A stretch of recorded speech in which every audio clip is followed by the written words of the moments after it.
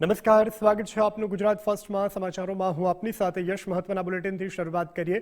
રાજ્યમાં આગામી 3 કલાક માટે વરસાદનું એલર્ટ। અમરેલી, ભાવનગર, બોટાદ અને દાહોદ માટે વરસાદની આગાહી કરાઈ છે। પંચમહાલ, મહીસાગર, આણંદ અને વડોદરામાં પણ વરસાદની સંભાવના। છોટાઉદેપુર, નર્મદા, ભરૂચ, અરવલ્લીમાં પણ પડી શકે છે વરસાદ। સાબરકાંઠા અને ખેડા માટે પણ વરસાદની આગાહી કરવામાં આવી છે। પવનની ગતિ પણ 40 કિલોમીટર પ્રતિ કલાક રહેવાની શક્યતા છે। આગામી આ 3 કલાક માટે આઈએમડી દ્વારા યલો એલર્ટ જાહેર કરવામાં આવ્યું છે। તો આ ખુશીના અને મહત્વના સમાચાર।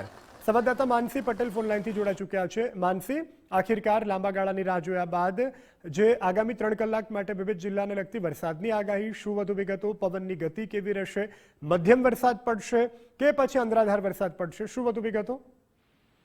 ચોક્કસથી ગુજરાતમાં ચોમાસાની ગતિવિધિઓ વચ્ચે હવે હવામાન વિભાગે રાજ્યના અનેક જિલ્લાઓમાં આગામી 3 કલાકનું જે નાવકાસ્ટ આગાહી છે તે જાહેર કરી છે, જેમાં ભારતીય હવામાન વિભાગ દ્વારા 1 વાગ્યાથી જાહેર કરાયેલી આગાહી મુજબ રાજ્યના કેટલાક જે વિસ્તારો છે તે વિસ્તારોમાં હળવાથી મધ્યમ વરસાદ સાથે ગાજવીજ અને પવન ફૂંકાવાની જે શક્યતાઓ છે તે પણ વ્યક્ત કરવામાં આવી છે। એટલે કે હવામાન વિભાગ અનુસાર અમરેલી, ભાવનગર, બોટાદ, દાહોદ, પંચમહાલ, મહીસાગર, આણંદ, વડોદરા, છોટાઉદેપુર, નર્મદા, ભરૂચ, અરવલ્લી, સાબરકાંઠા અને ખેડા જિલ્લામાં આગામી 3 કલાક દરમિયાન હળવો વરસાદ પડી શકે છે તેવી આગાહી વ્યક્ત કરી છે। આ દરમિયાન જે પવનની જે ઝડપ છે તે પણ 40 કિલોમીટર પ્રતિ કલાક સુધી પહોંચી શકે છે।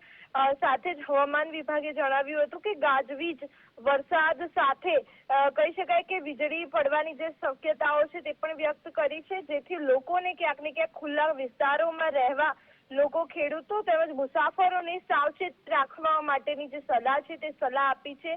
આમ હવામાન વિભાગે જે આગાહી વ્યક્ત કરી છે તે આગાહીના પગલે રાજ્યના કેટલાક વિસ્તારોમાં વાદળછાયું વાતાવરણ અને પવનના કારણે લોકોને ગરમીમાંથી આંશિક રાહત મળવાની પણ શક્યતાઓ છે। જી માનસી, જાણકારી બદલ આભાર।